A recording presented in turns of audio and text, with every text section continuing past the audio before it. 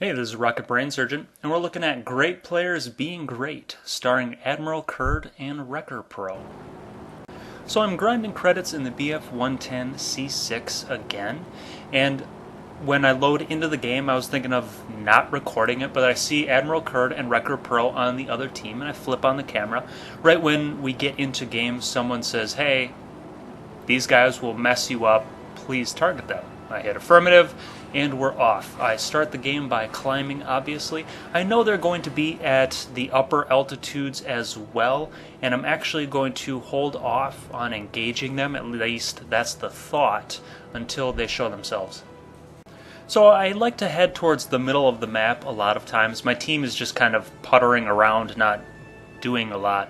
But I want to make sure that I'm able to travel to the flank where either of them are. You can see that there are planes below me, and I'm just not interested in these guys because the planes below me are not going to make a difference compared to both Kurd and Wrecker. I can't see either of those two around though, and I do need to get my gun into the game because I know they're getting their guns into the game. So this FW-57 is going to be easy pickings. He doesn't really have any escape ability. An FW-57 in a tier 5 game is not that amazing. So after I kill the 57, I need to get back up to altitude. I do have a plane that has a better altitude than both the Spitfire and I forget what Wrecker was playing. It's a P40 or a 109. So I do have some climb advantage on them. Still haven't encountered either of them yet, which kind of weirds me out, kind of doesn't. My team has floated towards the middle, so it's very possible that they're on the west flank and that they simply haven't encountered anything. Notice again, I'm just passing up target after target. I really don't care about any of these guys below me. And if you think that I'm giving these guys too much credit, you wait until later in the video and you'll see. We have a big advantage right now that's just going to get bigger. So there's a BF-110B in front of me, and I like taking out high altitude targets. He's at my altitude, so he's doing what's known as like a death parabola. He climbs very high, and he's actually streaking towards the headquarters. He has bombs, and that's his whole objective.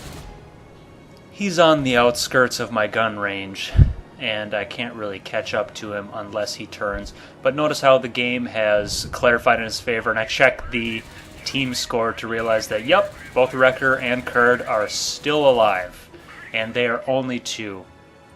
It's 2 on 10.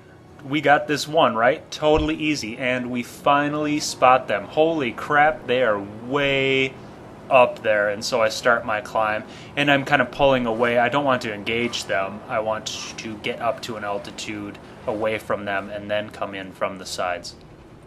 My teammates are floating over towards them, which isn't exactly the best thing since my team has less altitude than I do. And I'm getting up near their level, and you can see that both of them are making their attack runs on my team. So I have to get over there relatively quickly. It just takes a while for the boost to recharge. So my plan is to move over there and catch them when they're coming up. They've already killed 2 unscathed, but now I have a tiny altitude advantage on them, and I have my airspeed up and my boost is recharging, so I feel relatively good about the situation.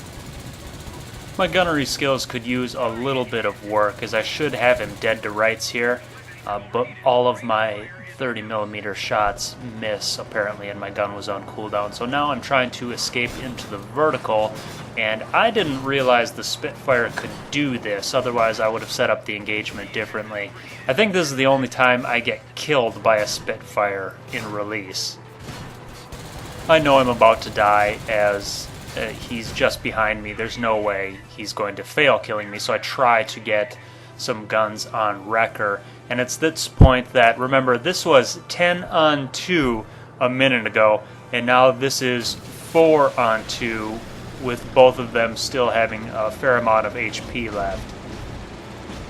Our only hope relies in the supremacy advantage that we have, but you notice it's 2 on 1, and when those guys killed all of us, when we were in a big pack. This guy, what do you think his chances are of living?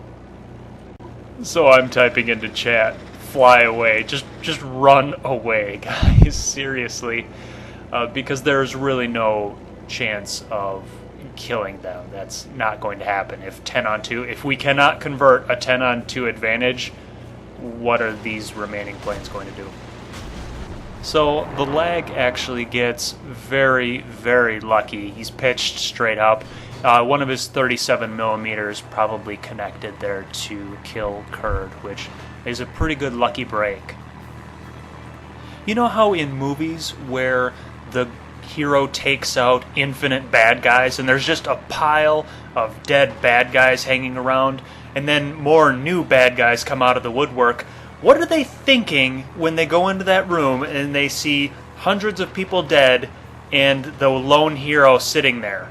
Do they think everyone just fell over from a heart attack? And that's what this Zero reminds me of.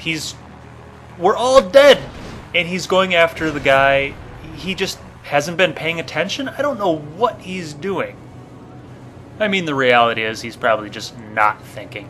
The last GA actually has a clue of what's going on. He killed 17 ground targets. He's hanging low to the deck, and now he's going into the opposite corner from Wrecker. So Wrecker will just not be able to chase him in time. We actually do win by supremacy, which is a good thing for us, because even with infinite numbers, we were not going to take both of those guys down. Hats off to both AdmiralKird and Wreckerpro. Hope you enjoyed. Happy hunting.